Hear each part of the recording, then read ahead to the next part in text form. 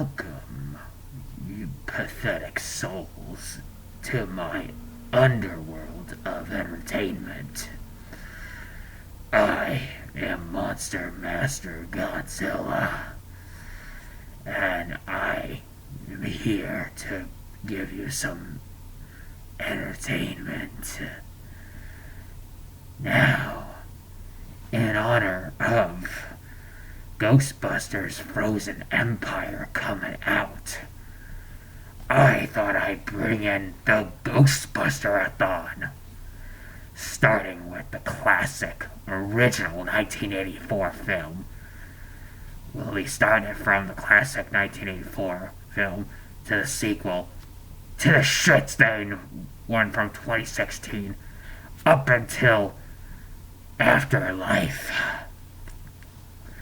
Now, and it's a perfect just in time for this year for its 40th anniversary. Now, let's begin with the classic 1984 film. Alright, as you should know, Ghostbusters is one of my favorite movies of all time. My absolute childhood. I really loved it so much during my carefree youth. And it is one of the best movies of my time during my youth. And it still is to this very day. It was dark and funny, like Tim Burton quality.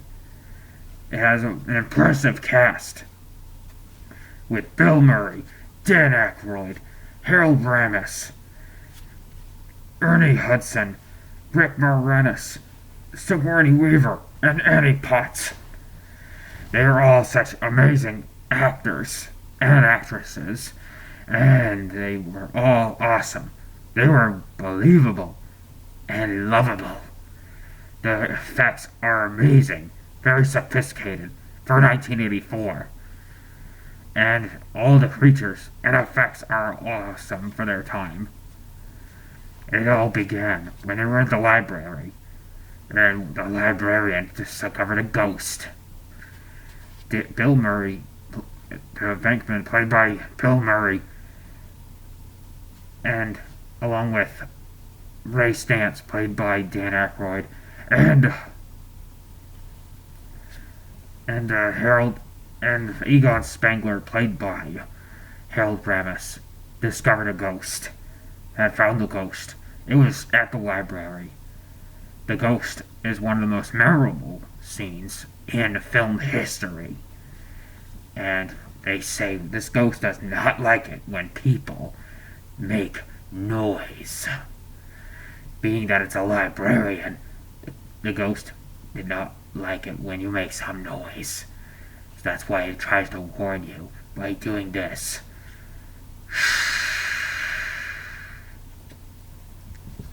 But the trio decided to yell, "Get her!" And the ghost shows his true demonic form, which is horrifying. And yet the ghost also makes a comeback in the game, Ghostbusters the video game. And later we end up meeting Sigourney Weaver, who plays Dana, along with Louis Tully, who played by Rick Moranis. And Rick Moranis definitely has a comic relief through the whole movie. Especially he's the short little guy, and he's a joke. Like he starts off that he ended up getting locked out of his own apartment. Like, he is so pathetic, so comical. Like, you can make short films out of his life, and it'd still be hilarious to watch. And that's the running joke of his life. And he's very laughable. Now, Sigourney Weaver discovered some hidden when she was getting herself settled and as she brought in the groceries. Dana saw that they had the three Ghostbusters had a commercial ad Like, it began with saying, "Are you troubled by strange noises in the middle of the night? Have you Do you experience some dread in your basement or attic? Have you or a loved one ever seen a spook, specter, or ghost? And if the answer is yes to any of those questions, call the number on this phone." And they say something about that they're that they will make that they will make some day-night service of all your paranormal needs. And the end saying, "We're ready to believe you." But Dana originally thought it was bullshit at first, until she went into the kitchen to put away her groceries. And then something went wrong. The eggs started to scramble and crack on their own. And then she heard some growling noises. Then she opened the refrigerator, and in there was a ghost, as a demon dog. It said, "Zool." And she slams the fridge and ran out of her apartment. Got to talk to the Ghostbusters when they were opening their place of business. And when they were opening their place of business, they found a rejected hearse. And the hearse gets to be made into the Ecto-1, the famous car, which you remembered as becomes a car. The famous car, being all white and has a symbol, no ghost symbol. So then, when they were establishing their place of business, Dana then said that she heard a voice say "Zool" to Venkman. Then she and Venkman decided to go to her apartment to show where they found it. Originally, Venkman, Spengler, and Ray were all originally paranormal investigators, and they later become ghost exterminators. And they called themselves the Ghostbusters. So then, they ended up going, and they got their first call, and it was at the Sedgwick Hotel. And there they captured a green ghost named Slimer. And that had some memorable lines, like, "Disgusting blob. I better hold him off myself." Like, "Come in, Ray. He's an ugly little spud, isn't he?" And even Venkman himself got slimed, which and they said, "That's great, some actual physical contact." So then, Venkman, Ray, and Spengler captured Slimer together. So then they got famous all over the news. And then we get to introduce Winston Zeddemore, played by Ernie Hudson. And he becomes the new member of the team, which a lot of people give Winston Zeddemore so much shit because he's like the black token of the group. Except he was very respectable, and he was treated well, and he could still be really funny, but a lot of people don't give a damn about him. But I do, because without him, it wouldn't be much of a comic relief around him. So then they introduced this asshole named Walter Peck, who has something against the Ghostbusters, because of all the property damages they can cause while they're trying to capture the ghosts. And they don't mean to cause damage any property. And then, later on, Dana's apartment gets invaded by one of the dogs. And one of the dogs was Zool, and then Dana gets possessed by Zool. Then Lewis ends up getting attacked by the other dog. His name is Vince Clortho, the keymaster of Gozer. Well, Zool is the gatekeeper. And yes, you heard correctly, fools. Zool is Gozer is the name of the main villain, who is plotting to destroy the world. And he or she, they have not established a gender. They said he could he or she can be whatever it wants. It's genderless. A genderless entity had been around since before mankind. And he or she is plotting to destroy the world, causing the end of the world. So then Dana ends up getting possessed by Zool, and Vince and Lewis got possessed by Vince Clortho. So then there was the biggest moment where Venkman ends up meeting up with Dana, the possessed Dana. And it's almost like a dark and very funny moment together. They say like this, I want to talk to Dana, okay? And there is no Dana. Only Zool. Which that's the most scary moments I've ever seen. Now here we are at the final battle. The Ghostbusters end up battling, end up going after a Gozer. So then, not only did the Walter Peck was such an asshole, he caused the ghost vault to explode, and it released all the ghosts all over the city.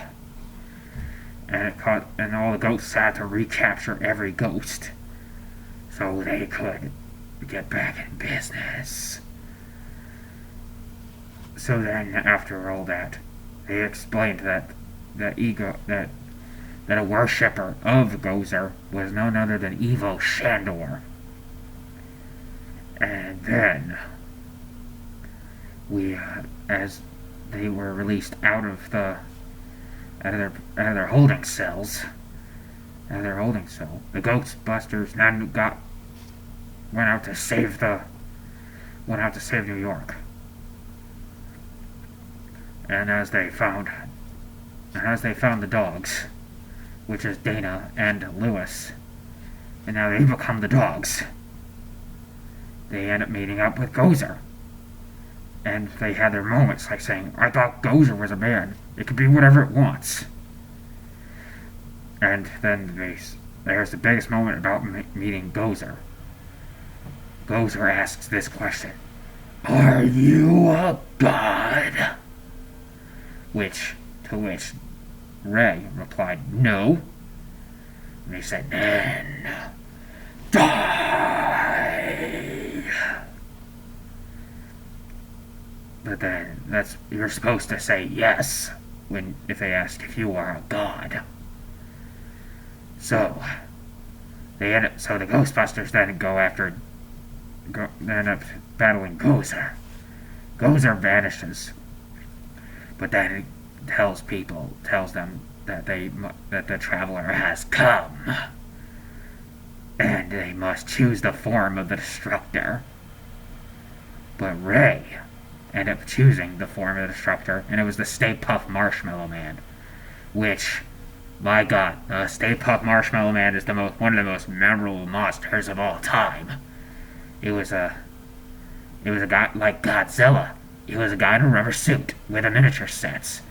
And my god, the actor is freaking hot inside. Where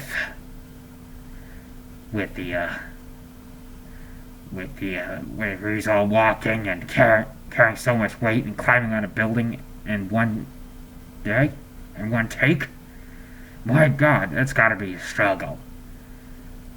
So, the Ghostbusters just roasted the Stay Puft Marshmallow Man, and they defeated Gozer and the dogs. And then the Stay Puft Marshmallow Man got blown to bits. It became nothing but melted marshmallows. And every time I see that scene, I'm like, yes, he's gone, he's history. Which makes a big impact in my eyes. And so the world is saved. Ghostbusters the dogs got burned up, and it turns out the dogs died, but Dana and Lewis lived. So they freed Dana and Lewis from the burnt bodies of the dog. And And so the world is saved. And the whole. And so the world is saved. And New York is finally free of Gozer and his dark forces. And would I recommend this movie? You should definitely check it out. Especially during a perfect time for Ghostbusters Afterlife.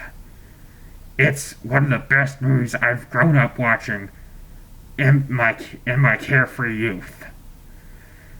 And the music is amazing, especially the theme music. There's something strange in the neighborhood. Who you gonna call? Ghostbusters! And there's something weird, and it don't look good. Who you gonna call? Ghostbusters! I